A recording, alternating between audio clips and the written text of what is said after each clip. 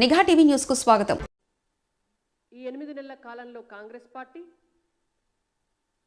గత 10 సంవత్సరాల కాలంలో బీఆర్ఎస్ పార్టీ తెలంగాణ సామెత పాడిందే పాడరా అని ఇక నేను పూర్తి చేయదలుచుకోలే, మళ్ళీ అదొక పెద్ద పంచాయతీ అవుతుంది.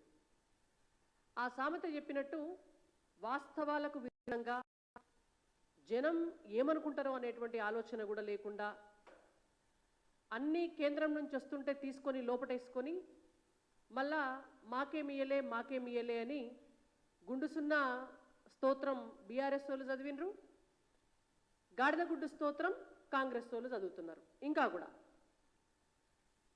అయితే ఇదే కాంగ్రెస్ ప్రభుత్వం అసెంబ్లీలో మొన్న క్యాగ్ రిపోర్టు ప్రవేశపెట్టింది.